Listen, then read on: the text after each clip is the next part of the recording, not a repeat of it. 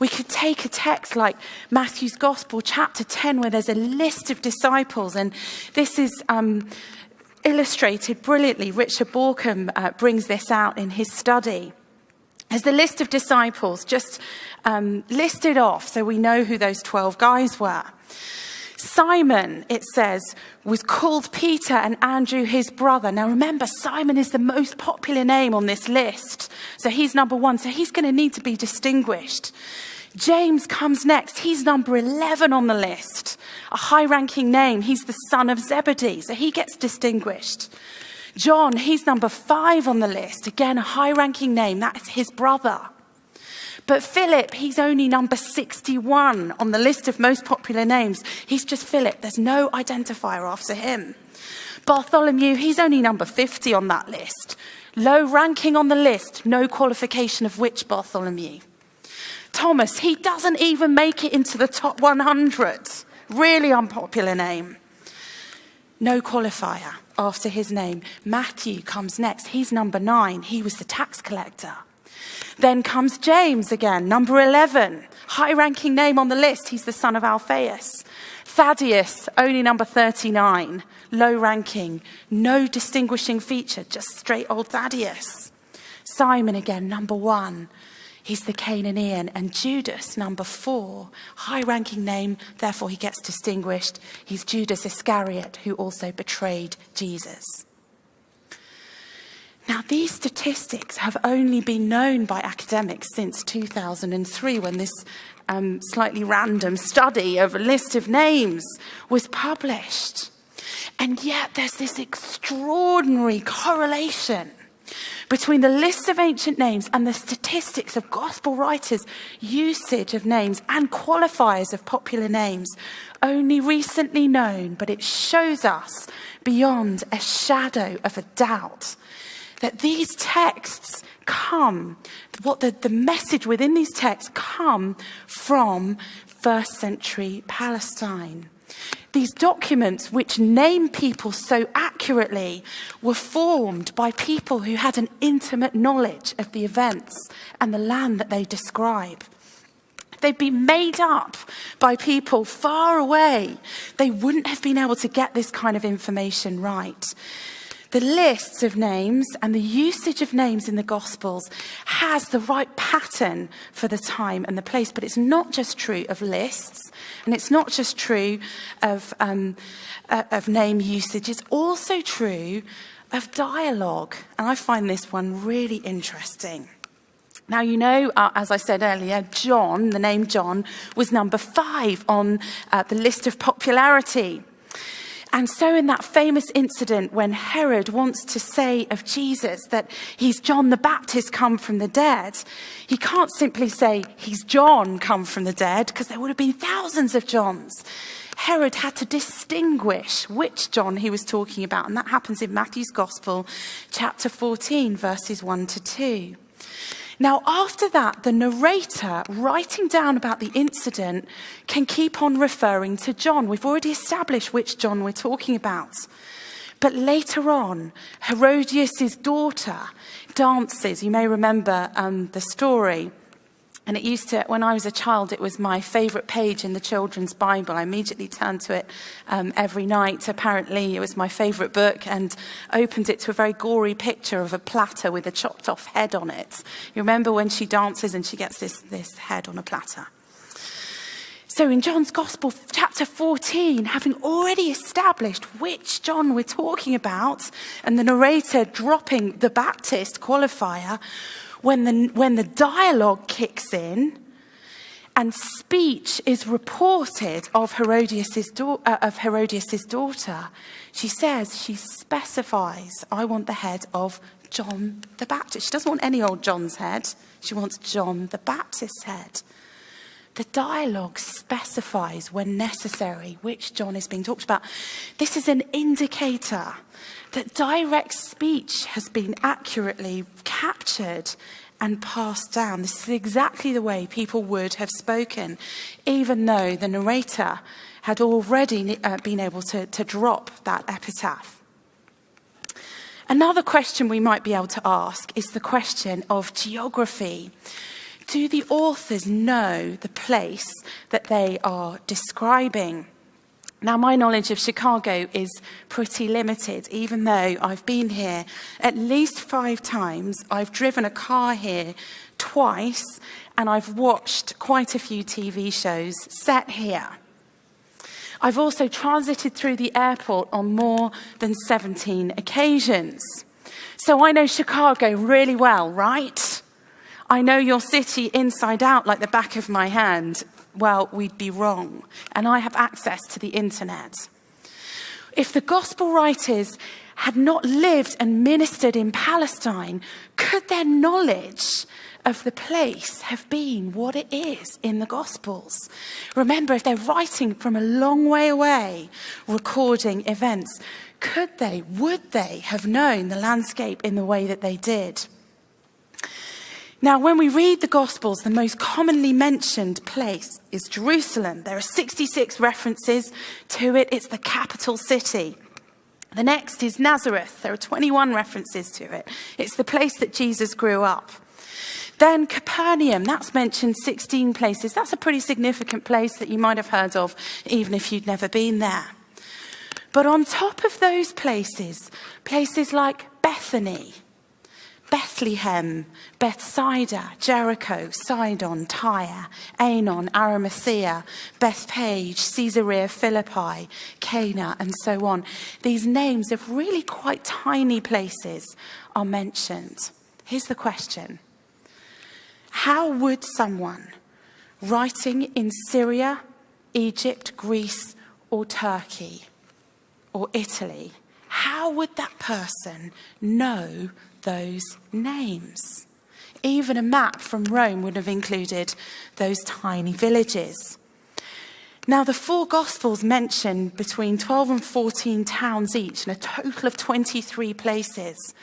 But if we compare the biblical Gospels with later so-called Gospels that were written in the 2nd, 3rd, 4th centuries, we can compare what that kind of writing was actually like. We could take the Gospel of Philip. That mentions 2 places, Jerusalem, the capital city, and Nazareth. But it mentions Nazareth as if it was Jesus' middle name. It doesn't know it's a place. The Gospel of Peter mentions 1 town, Jerusalem. And the other 2nd, 3rd, and 4th century Gospels don't mention any specific places at all. That's what happens when accounts are passed on and then details drop out over centuries. That's what happens when people do write down stories that are more vague, not rooted in history. But that is not what happened with the 4 Gospels. So I want to ask you a question tonight. What if the 4 Gospels told things as they actually happened? They mention these place names naturally, not in a way that is intrusive. It's about real time and real place. It's about real people interacting with one another. And in a rigorous and verifiable way, we can check whether they get details right. These statistics have, as I said earlier, only been known by academics relatively recently. But I think they demonstrate, they show us really good evidence to believe that what's contained in the Bible isn't fairy stories. It's not sort of random legends layered over mythology.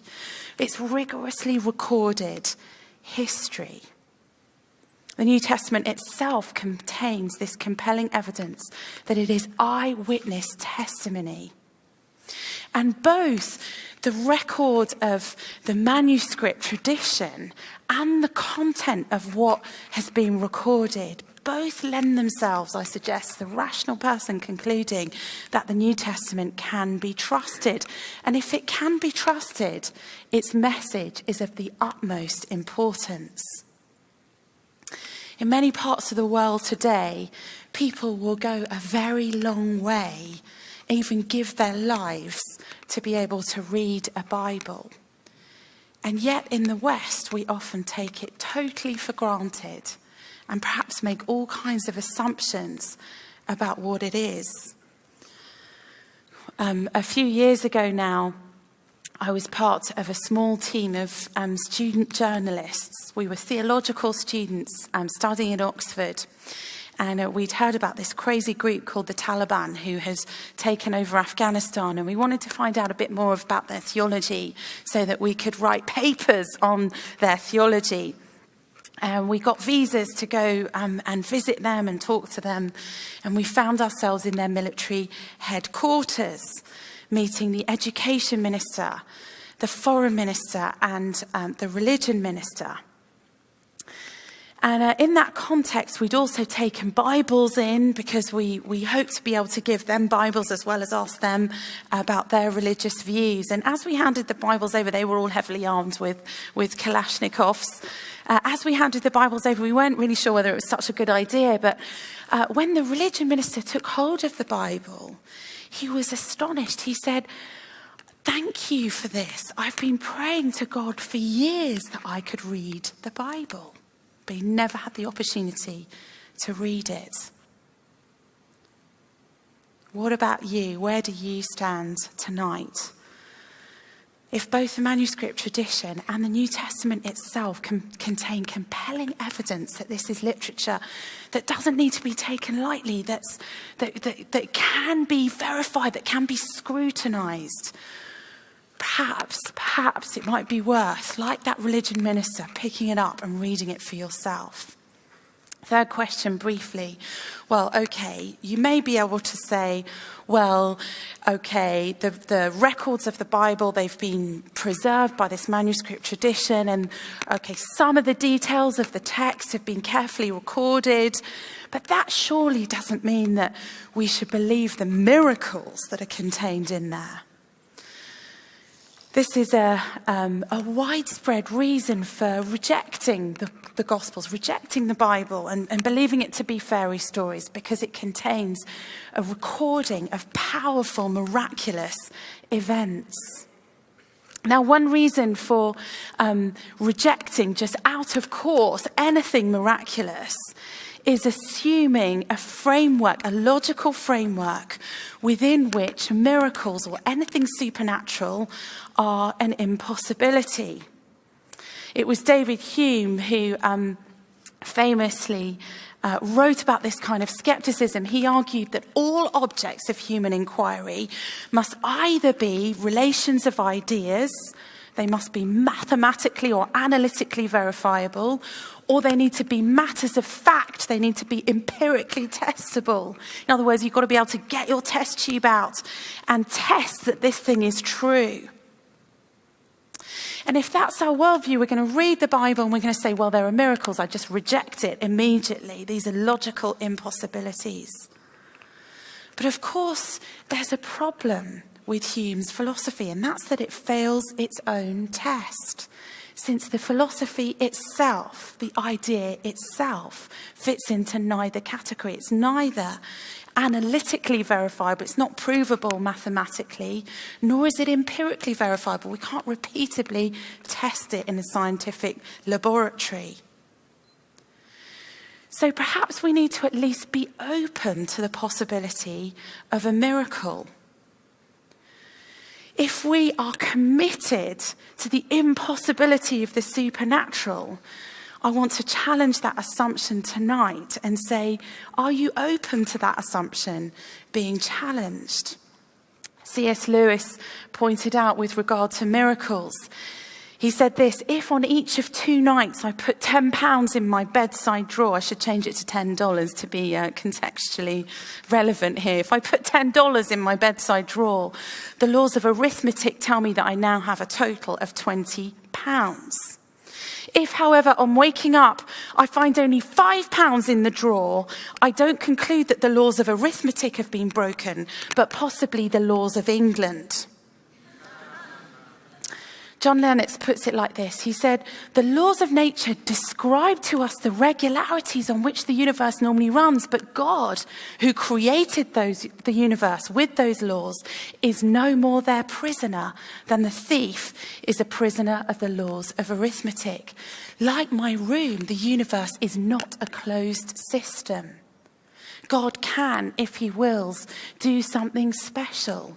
Do some kind of miracle, like raise Jesus from the dead. And what's really important here is, I think, to say that Christians aren't saying that miracles are happening naturally. We're saying, and the Bible is saying, that this is an intervention by God from outside. And actually, it's only possible to recognize that kind of intervention if we know the scientific laws upon which the universe runs. It's the laws of arithmetic, the laws of maths that warn me that I've been robbed. And in the same way, if we didn't know that dead people usually stay in their tombs, we wouldn't be able to recognize the resurrection of Jesus as a miracle. The laws of nature can't rule out the possibility of a miracle. And when you do investigate a biblical miracle claim, like the resurrection of Jesus, you may be surprised by what you discover. Professor Richard Swinburne was recently lecturing at the Oxford Centre for Christian Apologetics, where I work, and he was for years a philosophy professor at the University of Oxford, a brilliant man. And he demonstrated in his research that the resurrection of Jesus is strongly supported by probability theory. Swinburne took the probability formula known as Bayes' theorem, and he applied it to the resurrection of Jesus. And he concluded that the probability of the resurrection of Christ having actually occurred is 97%. Now, you may not agree with that, but that, I think, is a stunning statistic for anyone who wants to just throw away the Bible out of hand because a miracle has occurred. N.T. Wright writes this. He says, no other explanations have been offered in 2,000 years of sneering skepticism against the Christian witness that can satisfactorily account for how the tomb came to be empty, how the disciples came to see Jesus, and how their lives and worldviews were transformed. He writes, I think it perfectly reasonable to deduce from the evidence that a miracle occurred in history and that Jesus was raised from the dead. It may also be interesting, if you're skeptical about miracles, to look at the context of New Testament miracles. Many of the men and women involved were fishermen and tax collectors, down-to-earth types. I don't know how many people you know who work for the IRS who are given to flights of fancy. But in my country, tax collectors tend to have their feet on the ground. They are the people who recorded these miracles. When we read in a gospel that Jesus walked on water, the narrative doesn't assume we're in a religious legend type book now. So don't worry about it, just accept he walked on water. No. The narrative tells us that when that was seen, people were terrified. The reaction to the miracle rings true. The reader is being told of these things with an acknowledgement that this is unusual. We're expected to be surprised. We read that when Joseph discovered that Mary was pregnant, he wanted to split up with her. A genuine reaction. He understood how the birds and the bees work. And when he heard she was pregnant, he knew he hadn't slept with her, and he assumed a natural reason for the pregnancy. He didn't think, oh, great, we're in the Bible, it's in a legend, it's fine, it must have been God. It was only when an angel appeared to him with supernatural experience that he has himself that he was convinced otherwise. For someone who's skeptical about the possibility of the miraculous, it may be important to pick up and read a gospel for yourself. But what if what they claimed happened is actually true? It would make a massive difference to everything. See, the Christian claim is that God has made himself known to us in real time, space, and history. And he's done it for a purpose. He's made himself known so that we can come to know him personally, not just know about him, not just think thoughts about him, but actually meet him, to be forgiven by him, and to spend eternity with him. The miracles of the Bible are not about some legend, delusional fantasy world. They reflect the divine breaking into the real world that we all know. The world of pain, the world of disappointment, the world of violation, the world of dysfunction. We're not reading about a God who's distant, who orders us around arbitrarily, but a God who is willing to identify with us to such an extent that he will take the consequences of our darkness, our disobedience, the violations of other people's freedom that we have perpetrated, the violations of relationships that we've perpetrated against others and with him. He's willing to take that upon himself so that we can come to know him.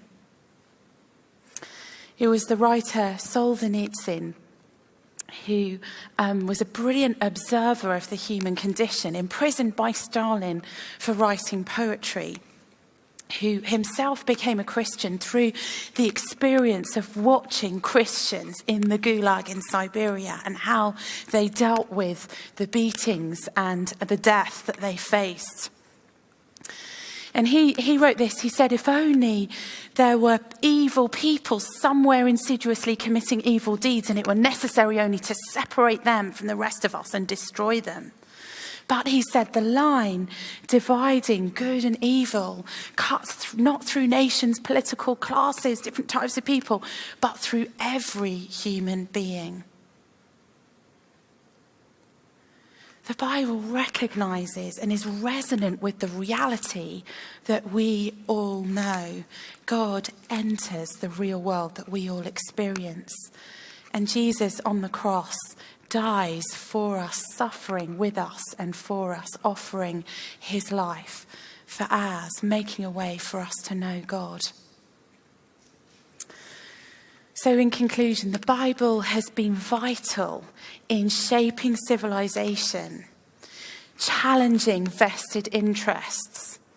In my own country, Wilberforce was inspired by the Bible to campaign for the abolition of slavery.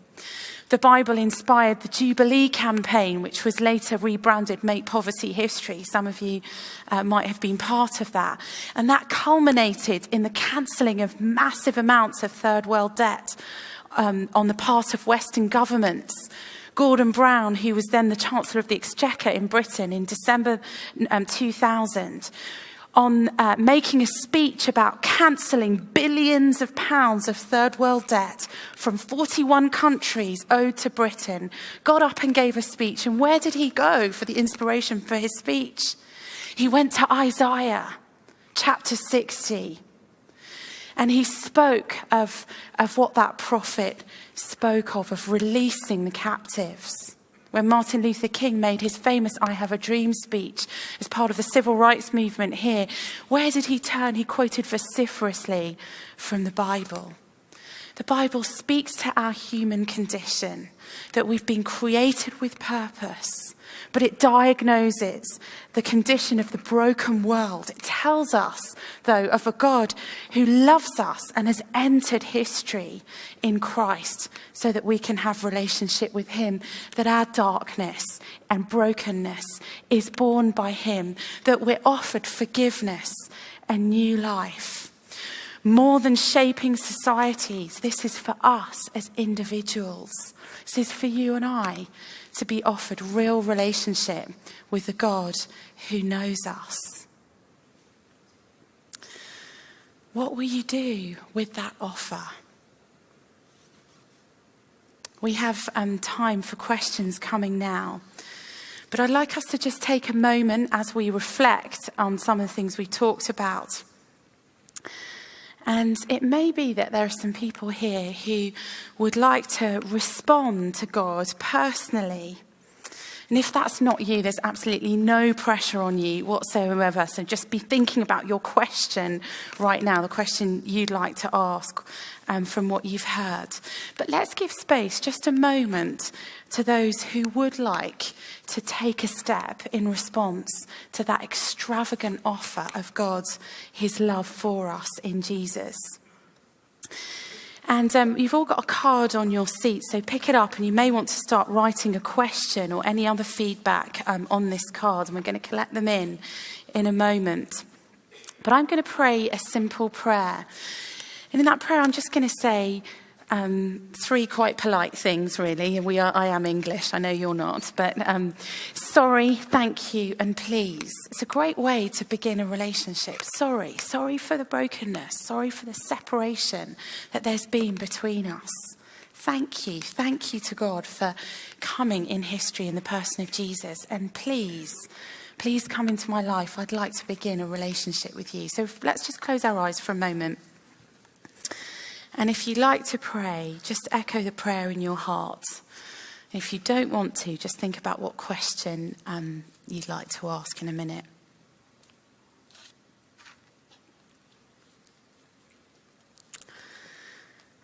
So God, I'm sorry for the brokenness, the darkness in my life, my part in the violation of this world.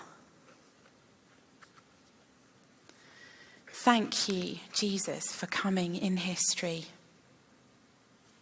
in a way that we can know and see. Thank you for dying on the cross.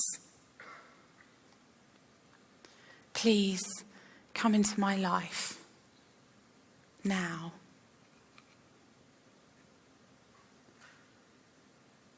I want to accept that offer of relationship with you. Amen. Okay, well, we have a moment now, and we're going to start collecting the questions in. But if you could take the card that's on your seat, it looks like this, and there's a pen, I think, in the pocket in front of the seat in front of you. We'd love you to write your questions on this card, and we're going to collect them in and try and get through as many questions as we can. But if you pray to God for the first time or the first time in a long time, and that meant something to you tonight, we'd love you to just tick that box, count me in. If you're not in that place at all, but you're interested by what you've heard and you'd like to find out more, we have that little box, tell me more. We'd love you to tick that box and give your details, and we can let you know about further events. But either way, we really want to support you on your spiritual journey.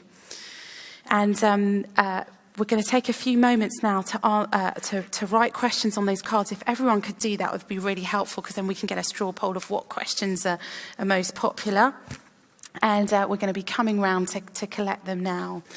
I'm going to invite my colleague Christian Hoffreiter to come up as well and join me on the stage to answer some questions. I think we've got one that's come in early, maybe two, that we're going to start with as you're writing them. And do hand them to the girls who are standing here, and they're going to come along the rows and collect them from you. Christian is a brilliant theologian. His doctorate was from the University of Oxford, looking at the texts about war in the Old Testament. Isn't that right? That's right. And Christian, why don't you introduce yourself a bit? You're based in Austria, aren't you? That's right. I'm a colleague of Amy's. Lived for 7 years in Oxford, where I did my doctorate, and worked in research groups, also with scientists from the natural sciences, human sciences, philosophy. And today I get to travel the world and just engage in conversations. I did actually the today at Rush University with medical students, medical professionals about the question of suffering, and lots of questions that people have about the Christian faith. Is it credible? Can it withstand scrutiny? How does it align with the sciences? What we're finding out in all these different endeavors. And I love the engagement, especially because I find that the answers we can give as Christians are so strong and persuasive, not only for the heart, very much for the heart, but also for the mind. So it's a great joy to do that. And so to join you here and all of you here in Chicago this evening. Thank you. First of all, Amy, thank you. Thank you for being here. Would you guys join me in thanking Amy for speaking tonight? Thank you for that. While you guys are writing down some questions, we did have two that came in early. Just would love you to speak to some of these. One I hear a lot is, with the way that the Bible came together, how did that happen? Was it more of, just a bunch of people getting together and deciding which books we're going to be in? And some of us have heard things about like the Gospel of Thomas, Gospel of Judas. I know you mentioned those a little bit, but why don't we have those books in the Bible today? Thank you. That's a brilliant question. So at the beginning, I sort of touched on the sense, the reality that pretty much as soon as the New Testament had been written in the first century, it was translated rapidly into multiple languages and spread across the known world as the early church kind of moved out of that tiny, tiny country, Judea, Palestine, across the Roman Empire and then beyond. And so what that means is that when we look at the Bible, when we look at this discipline of textual criticism, kind of reconstruct the original text, we have multiple sources in multiple languages. And what was preserved was the New Testament as we have it. So the earliest complete copy of the New Testament is in something called the Codex Sinaiticus, which is from around 325, between 3 and 325 AD. And that contains the New Testament as we have it today, with also a commentary called the Hermas Shepherd, which is at the end, but it also has the Old Testament. And then we have the records of the early church as they kind of grappled with not just transmitting the scriptures as they had originally come from the first century, but then other sources popping up and saying this should be in the Bible too. And that caused disputes. And those disputes are recorded. Often people think, there's some kind of veil of secrecy over this, and a group of very powerful men got into a room together and just randomly decided. That isn't what happened. It was an organic process that was traced back to the original authors through traditions and through a kind of rigorous process. And then in 393 AD, and then again in 395 AD, two councils of the church met to say we need to deal with these other sources that are trying to kind of get into the text and be accepted as original. And we need to say, actually, no, these are 2nd and 3rd century, or these were not written by the person they purport to have been written by.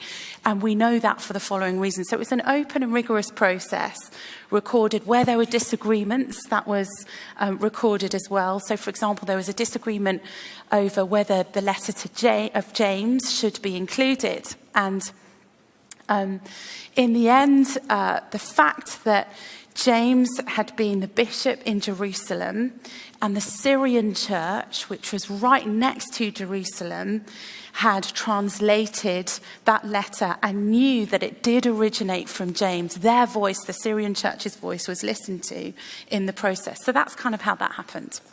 Okay, thank you for that. Christian, maybe I can throw one your way. Even if we take what Amy has said tonight, if we can trust the Bible, we're going to come up against some things that are kind of uncomfortable for us to think about and process. Specifically in the Old Testament, you have seemingly God commanding His people to do things that we would never affirm today. I'm thinking specifically of coming into the Promised Land and some of the destruction and war that happens through that. Can you speak a little bit to that? What do you do with those passages? How do you still wrestle in thinking about those? Well, I mean, thank you for that question. It is the question that occupied me very much for 4 years while I was doing my doctorate in Oxford. Precisely that question: how should we do it? How should we approach these texts today? And also, I wanted to know, what have Christians said about these texts for the last 2,000 years? Is this a problem that just occurred to us? Did they find it difficult? How did they wrestle with it? And I found it deeply fascinating. I've come away with a deeper love for the Bible and a deeper love for God at the end of my studies than I had at the beginning. So I found it not an easy journey, and there are certainly difficult questions, and I still don't think there's sort of a simple, easy answer that will just make all your problems go away. But I think the bottom line is, as the more we wrestle with this, the deeper the insights are that we gain. So I think that's sort of the short summary of it. I think a very important historical observation is, because I looked at it from the first century onward, that it wasn't some sort of noble pagan philosophers or some people who were unaffected by Jesus who said, these problems are really difficult and you Christians deal with it.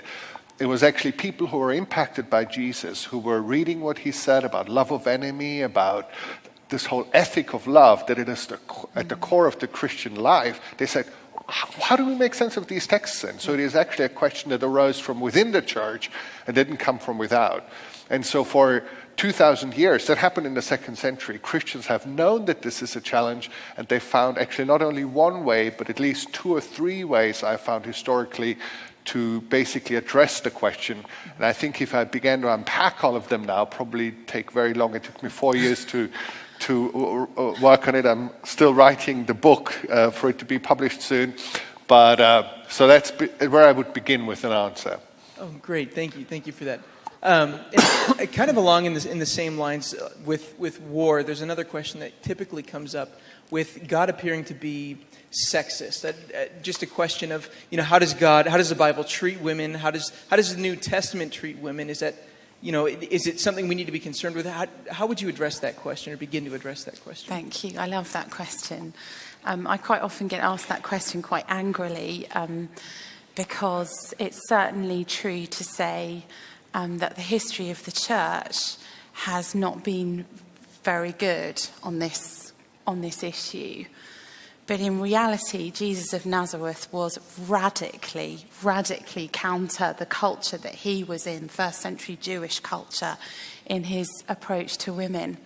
And even when we look at the Old Testament, often we read the translations in English that lend themselves to all sorts of misconceptions. For example, when Eve is created and the Bible describes her as Adam's helper, often I think the visual image probably that occurs to lots of us, it certainly occurs to me, is of a woman in an apron. Do you call it an apron? With, arms in the kitchen sink and bubbles up to it, up to here, and the idea of you're the helper. Actually, that Hebrew word translated helper is the word Ezer. And it's the word that God uses to describe himself in his relationship to human beings. It's a powerful word. When we come to the New Testament, what we see is far from being denigrating or derogatory towards or about women. Jesus is astonishing in his approach to women. He teaches women theology. He commends women who choose theology and learning and academia over housework in the story of Mary and Martha. He reveals great theological truths to women. There's a woman at the well who learns that Jesus is the Messiah. He says to her, I am he. There's another woman who's the recipient of one of the most powerful doctrinal statements of the New Testament that we wouldn't know if she had not heard it and recorded it. It's spoken at funerals often. You might be familiar with it. Jesus says, I am the resurrection and the life. Anyone who believes in me, even though he dies, he will live. That's spoken to a woman called Martha. And then Jesus uses imagery about women that is is not sort of patronizing to them. So in Luke 15, we have all sorts of images about what it means to come to know God, a famous story about the parable of the prodigal son, where God is a running father who runs out to greet his son. But just before that, God is described by Jesus as a woman who's lost a coin, and she's down on her hands and her knees in her house searching for that coin. In that story, you and I are the coin, and God is that woman. So he uses women positively in his teaching. There aren't sort of snide jokes about women. And then we see that women are also witnesses to the most important aspects of the Christian faith. If you think about it, the idea of the incarnation, the idea of God with us, is revealed first and foremost to a woman, Mary, Jesus' mother. The reality of God on the cross, the God who suffers for us and dies for us, the cross is primarily witnessed by women. It's the testimony of women that's recorded in the Gospels. There's only one man mentioned, and that's John in the narrative. All the other witnesses are women. And then the most important, if you like, after the incarnation, the cross, the resurrection, witnessed primarily the empty tomb by women. Now, in a culture where a woman's testimony in a court of law was worth less than a man, the idea that you would construct a religion based on the testimony of women is crazy, and yet that's what we see. And then in the early church, we see women prophesying, we see women playing all sorts of different roles, speaking publicly, operating as evangelists and teachers. And so my answer to that question would be that what I read in the Bible is not derogatory or negative about women. We may see that in the church, but that is not reflective of the Bible. Thanks, Amy. We're going to open this up to live questions. If anybody had a question you didn't get to write down, you can come up to the microphone, and we're going to have someone guide you in asking that question. But before we do that, we got a question from the live stream. Amy, if you could speak to this. You talked a lot about getting into the text of the Bible. Someone asked, how should I read it in sequence, or should I just open it up, read any chapter at a time? How do you do that?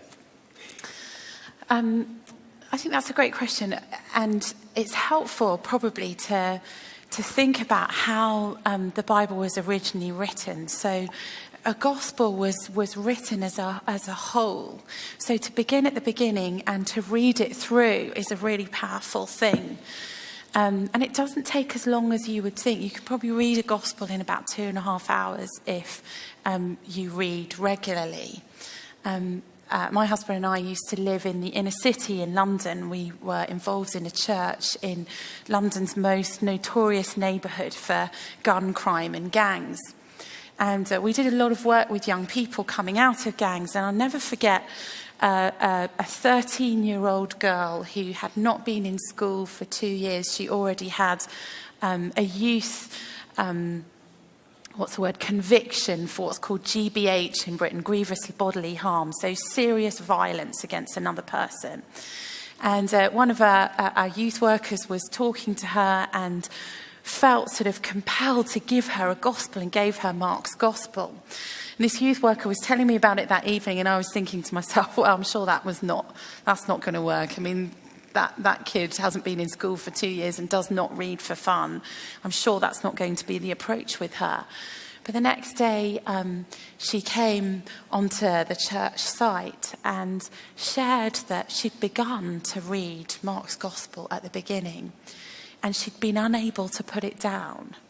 And she just found herself compelled and drawn to the person of Jesus as he'd walked off the pages of Scripture into her life. And she was fundamentally, dramatically transformed by that experience. And I've known university lecturers and company CEOs have a similar experience. So why not try reading a gospel in its entirety rather than just picking little pieces out randomly? Great, thank you. Maybe this is a question both of you can speak to a little bit.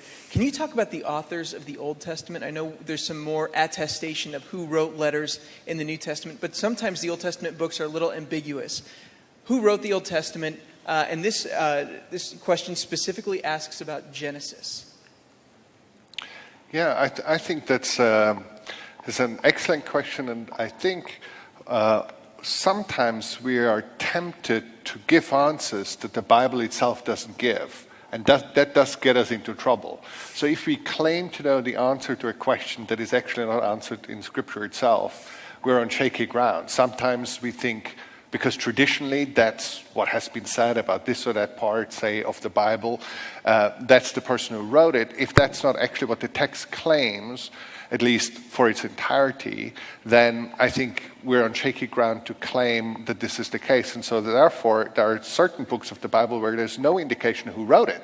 There's some speculation, some of it ancient speculation, who wrote the historical books, for instance, or even in the case of the prophets, it's not clear that the prophets themselves wrote down the books that bear their names. Oftentimes we even hear of scribes who had the task of writing them down, who were their assistants. And so I think with respect to the book of Genesis, obviously, traditionally, the whole tradition of Genesis is associated with the name of Moses. But, and we speak about the 5 books of Moses, and that's appropriate in the text of, in terms of traditionally how the Christian church has received these books. But there are elements in those 5 books that describe Moses' own death. So already that suggests to us that probably it wasn't Moses who actually wrote this down. So I think what I'm saying is, if Scripture doesn't make a strong pronouncement on who did what, we probably should also be quite careful. We can put forward what we think is likely to be the case, but nothing hinges on it in terms of whether it's true or not.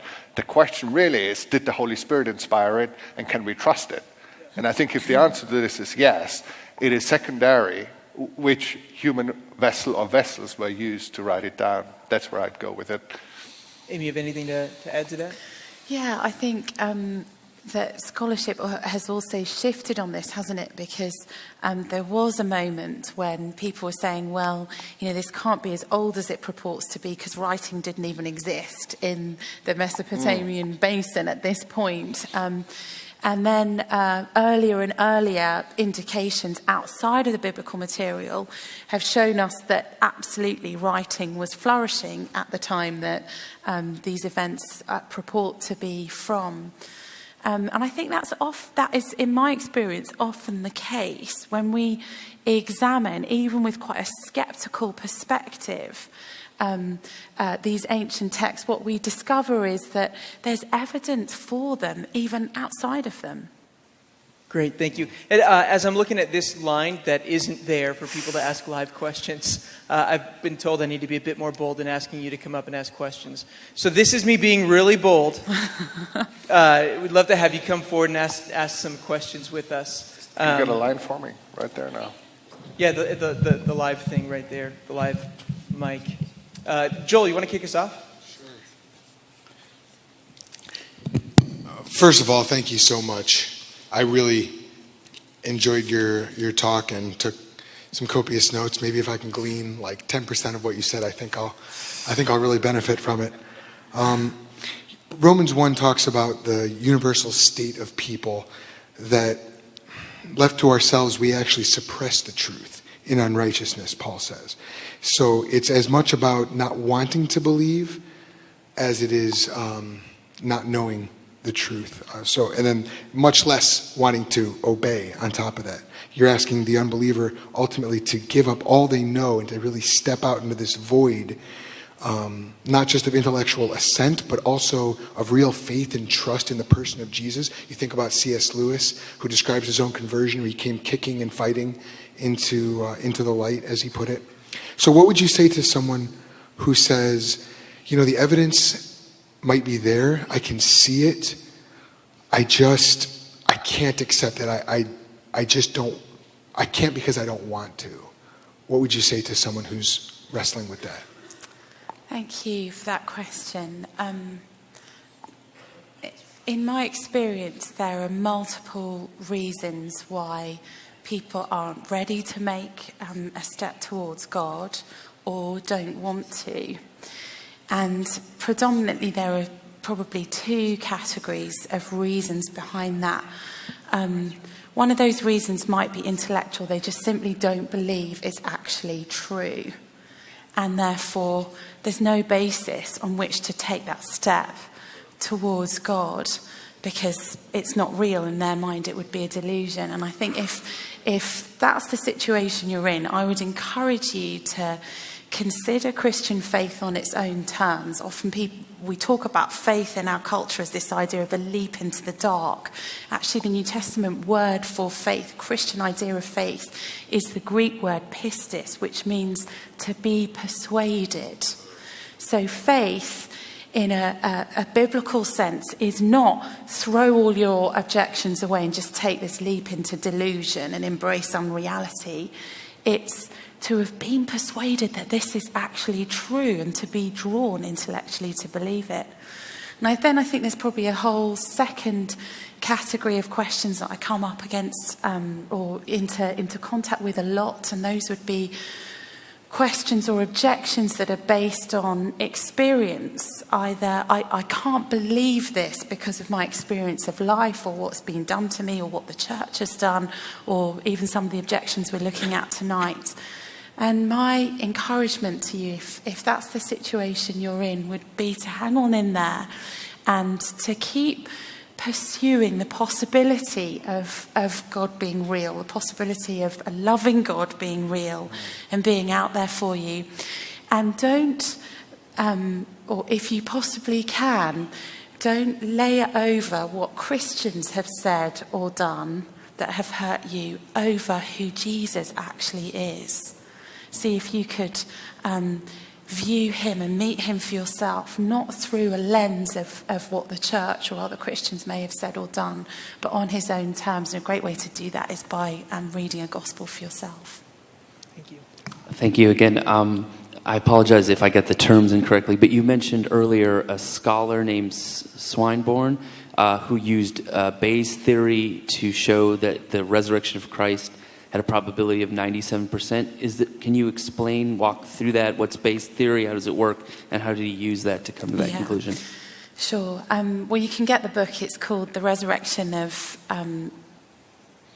God Incarnate, isn't it? Not the Son. It's The Resurrection of God Incarnate. And you can read his study. So basically, Bayes' theorem is a probability theorem that is used actually in all sorts of different ways. It's used apparently in hedge funds. I don't know if we've got any hedge fund managers in the building tonight. I'd like to meet you afterwards if we have. But it's used day to day in that kind of way. And basically, he gave different aspects of historical evidence, different attributes within that theorem, and he works it all out and then draws this conclusion, which, you know, some people have torn apart. Other people have said, I don't accept the premise. I don't accept, you giving this value to that piece of historical evidence.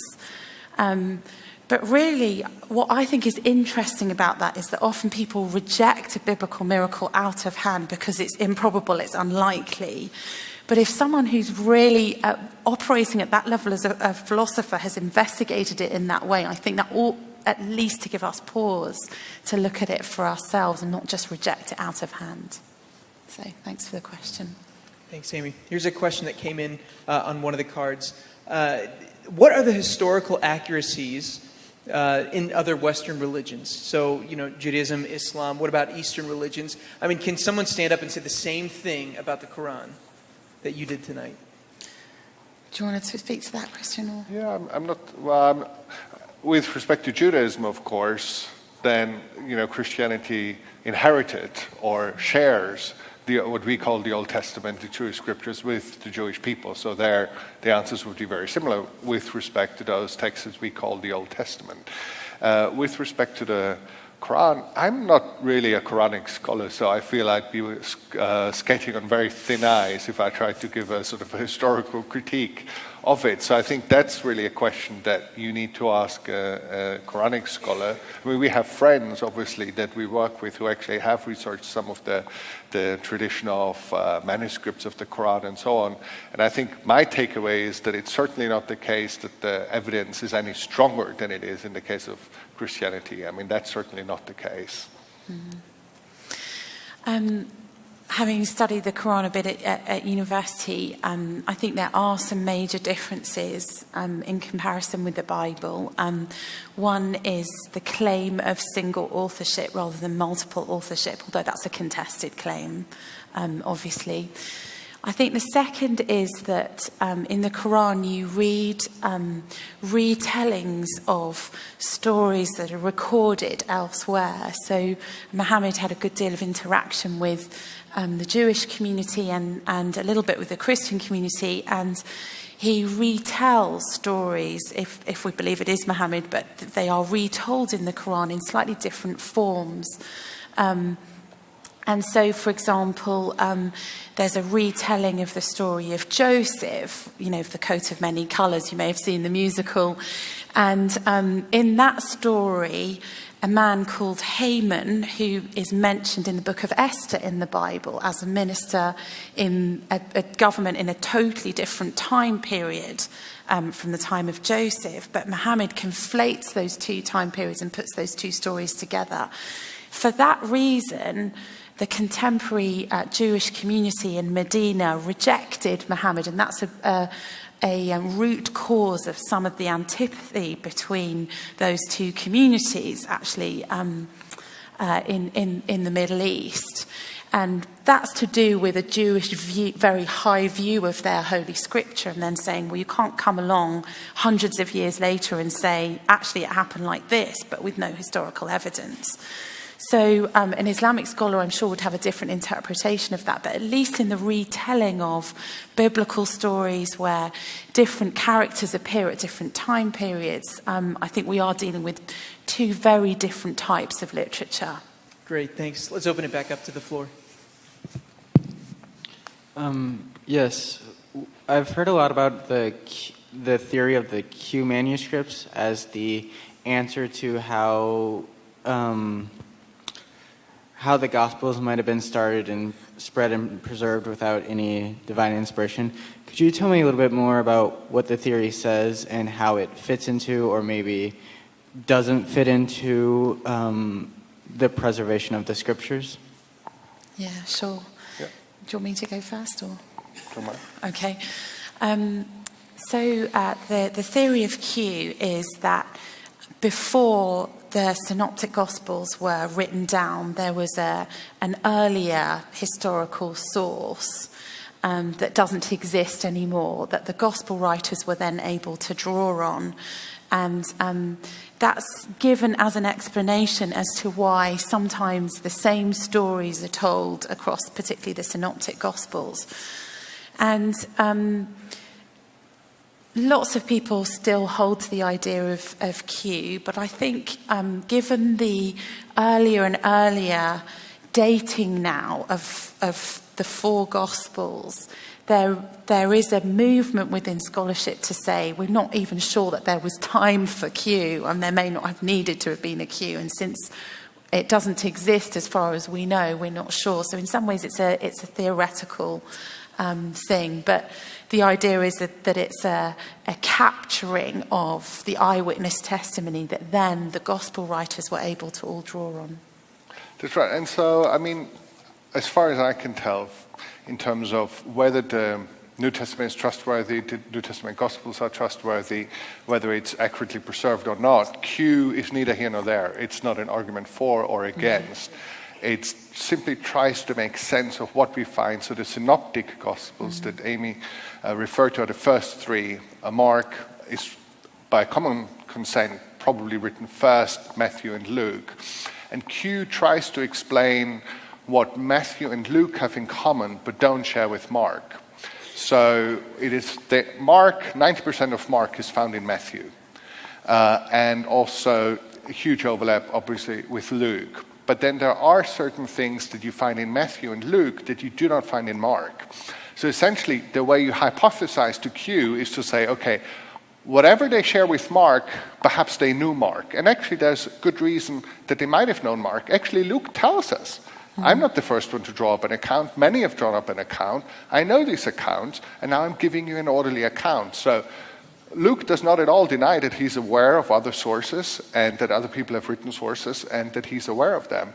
But obviously, he also had additional information. He felt it was very important to give an orderly account so people would know the trustworthiness of what they have come to believe. So that shows you a number of things, that people cared about what happened historically, whether it was trustworthy, that people went about it almost like in a scholarly way, comparing sources.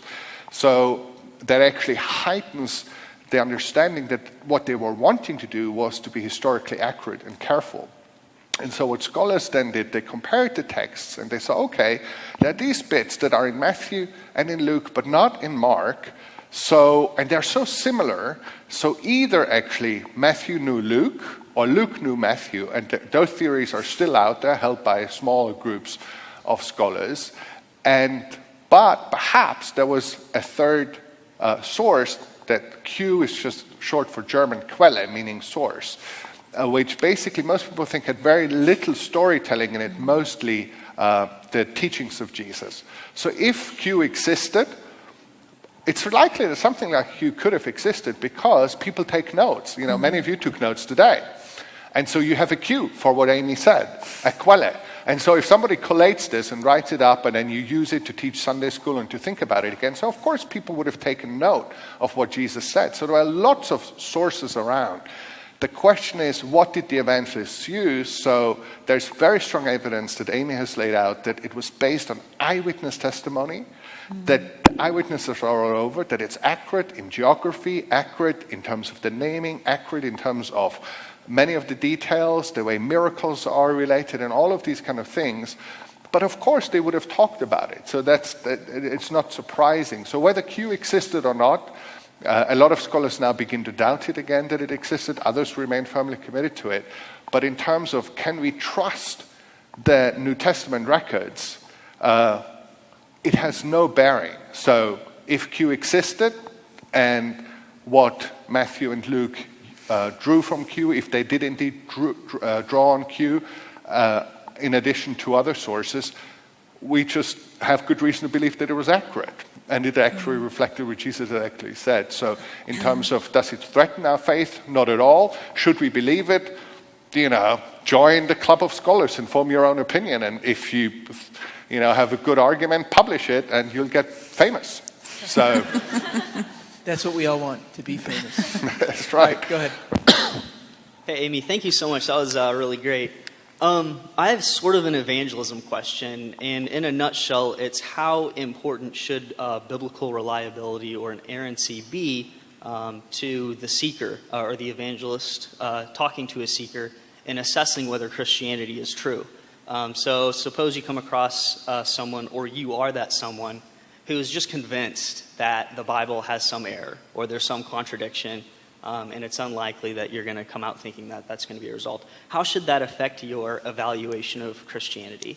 Thank you. That's a great question. I think sometimes people in the church make the mistake of saying the Bible is this sort of holy, religious level book.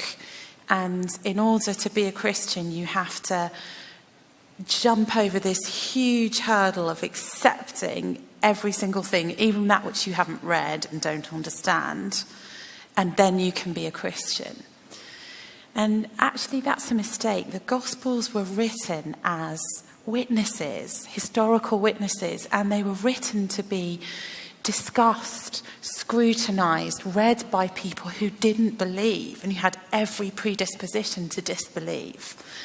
And so one of the things that I'm passionate about, that I would love us to do in our generation, is to recapture that vision of these as historically reliable, credible witnesses. Even if you're not going to accept every single word, that doesn't matter. You can still read them on their own terms, which is as witnesses, and to not be put off by the kind of the other things that the church might layer onto it, and to begin to see whether through reading that gospel, is there truth to this? Is there reality to this? Is it possible that what Jesus claimed, that coming to know him would be like being literally born all over again. Is there truth to that statement? I don't know how many people in this room have been through childbirth, but has it ever struck you that that is an extraordinary image for a first century single man to choose to describe what it's like to come to know God? When I had twins, I was 29. My husband and I had been married for 8 years, and I was the size of a London bus by the end of that pregnancy. And we went into hospital, and, you know, birth is gruesome. It's gruesome. There's blood on the floor.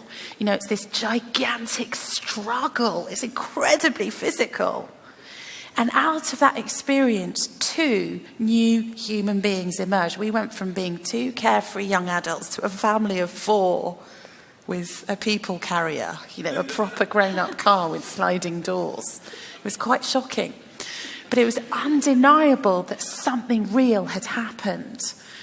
You know, I didn't expect to go to parties and for people to say, well, I question the reality of Zach and JJ, my boys.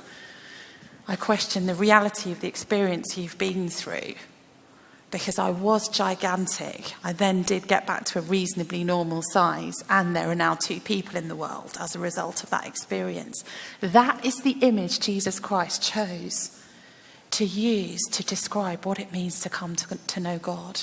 Not some airy-fairy sort of mist, not rainbows in the sky, birth. I think that's pretty awesome. We can discover that for ourselves, whether there's reality to what Jesus says. We can interrogate the historicity of these sources, but we can interrogate the reality of them by making that personal response to him. And that is just a prayer away. God is just a prayer away from all of us.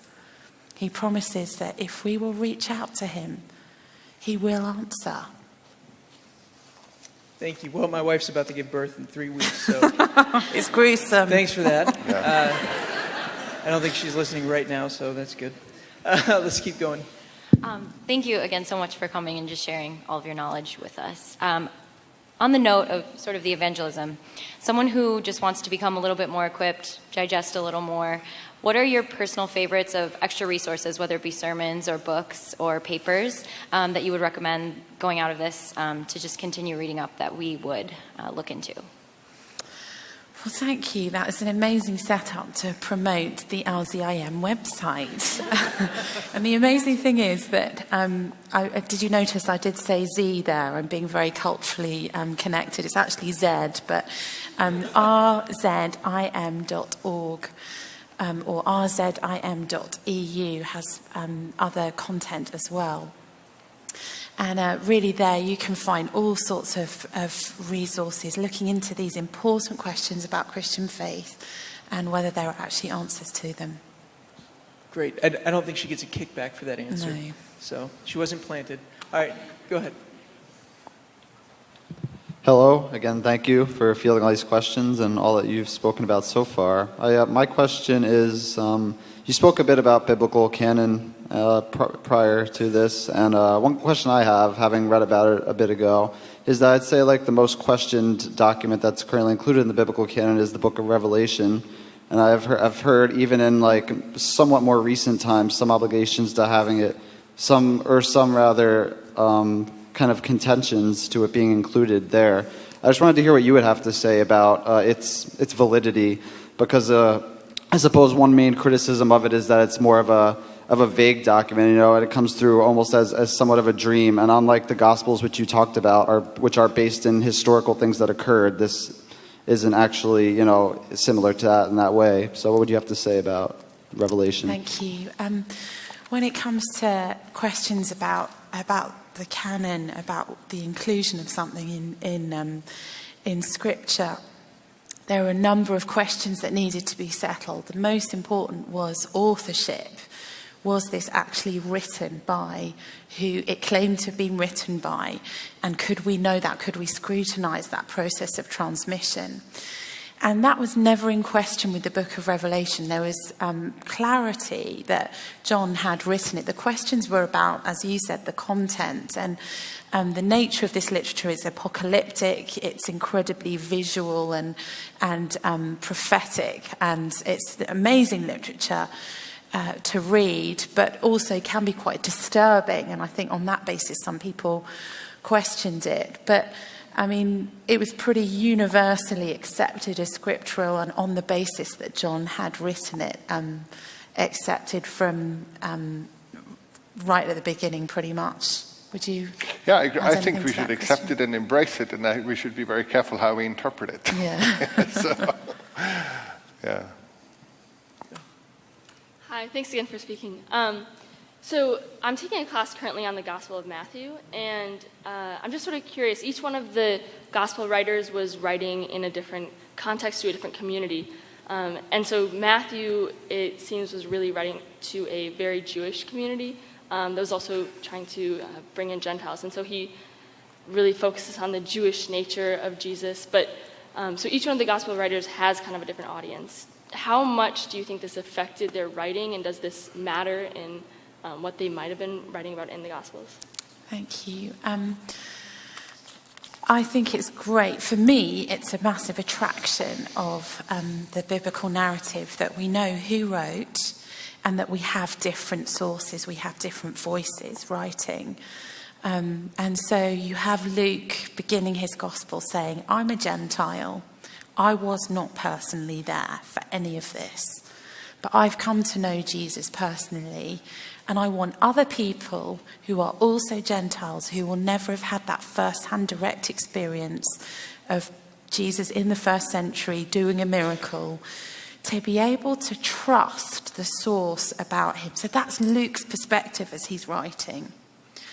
And then you have John giving us his perspective about why he wrote. He says in chapter 21, many have undertaken to write an account of these things. And he goes on to say, all the books in the world couldn't contain the stories that we could say. But these things are written that you may know and that you may have life in his name.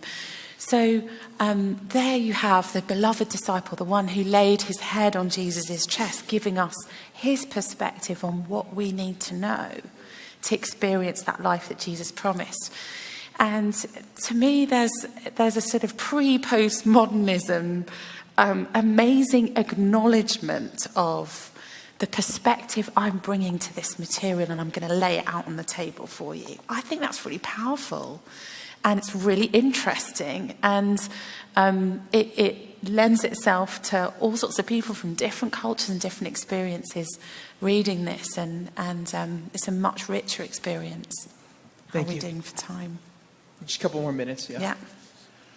It is refreshing to hear a logically consistent defense of belief in the Bible. So thank you so much. As a philosophy student, undergrad, like over half my classes I encounter skepticism. So this has been awesome. But I want to change the tenor of the conversation just a tad to kind of personal, if you don't mind. What is your favorite parable from the Lord Jesus Christ, and why?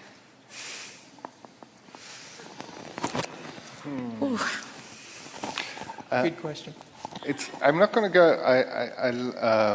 I'll give you something else. It's not a parable, but it's an encounter that Jesus had that pops to mind immediately, and it is very early on in the Gospels. Very early on, for instance, in the Gospel of Mark, there is a man who has leprosy and who throws himself before Jesus.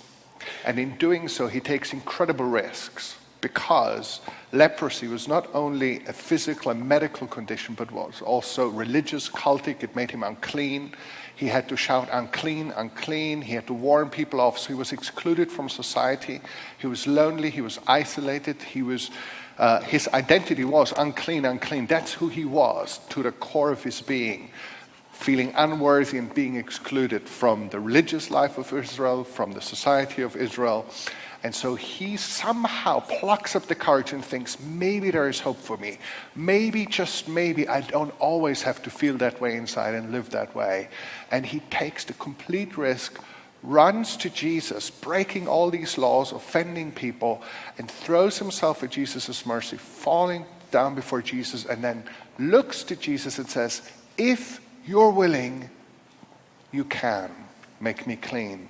And in that if, all his hopes, all the risk he was taking is expressed. Because if Jesus says, no, you're unclean, you've broken these rules, I reject you, how dare you, go back to your colony, he would have fallen much deeper. See, sometimes we don't even dare to hope because we fear that our hopes will be dashed.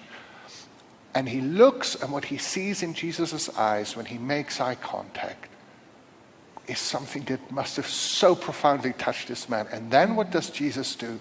Even before he speaks, he reaches out and touches him right here. And that man probably hadn't been touched by anyone from healthy society for years, maybe decades. Can you imagine the thirst, the hunger for acceptance, for love, for being embraced? He looks at Jesus, Jesus touches him, and then he says, I am willing, be clean. And why is that?